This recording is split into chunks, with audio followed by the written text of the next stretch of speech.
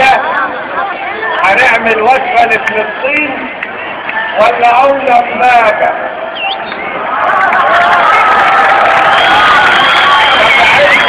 لما عرفوا ان احنا هنوجد وجبة لفلسطين ولا عودة ماجة؟ انا عايز اعرف فين المسلمين اللي عندهم استعداد يقتلوا المسيحيين؟ فين دول؟ جبتهم من كمان. اللعب اللي بيتلعب الشعب المصري كان حسن مبارك مش هيعرف يشيل شوية عيال بتلعب علينا. اقسم بالله العظيم وانا عشت فوق ال30 سنة في مصر، اللي في الصعيد واللي في القاهرة واللي في الغردقة واللي انا عمري ما شفت واحد مسيحي عنده استعداد يقتل واحد مسلم، وعمري ما شفت واحد مسلم عنده استعداد يقتل واحد مسيحي. احنا بنقول ان رغم اللي انتوا عملتوه احنا دي واقفين وقفة لفلسطين وهنفضل واقفين وقفة لفلسطين، وجايين لك يا اسرائيل بس، جايين لك بس.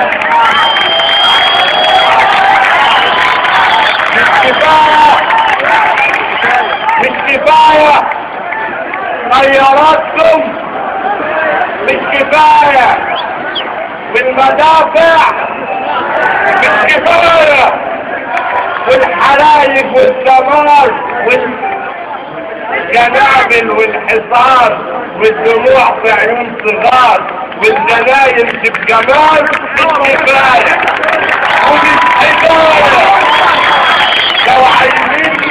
لو عايزيني مرة أفضح جيروني، شوفوا يمكن لو ده ينفع، بدلوني واما ما تلاقوليش طريقة واجهوا مرة الحقيقة.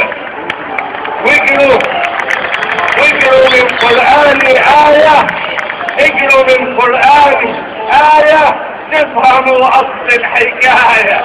اني بضحك على الجنابل موتة جاية وقلبي جابل، تعرفوا ان الجنابل والمدافع والقضايا والسلاح اللي معاكوا ومش معايا مش كفاية.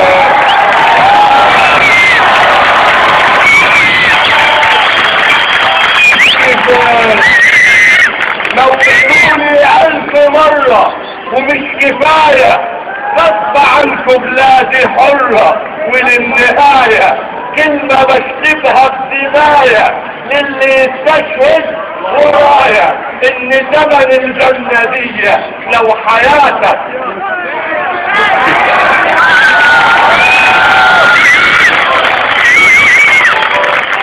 رايحين فلسطين مشي واخبطوا دماغكم في الحيط يا يهود.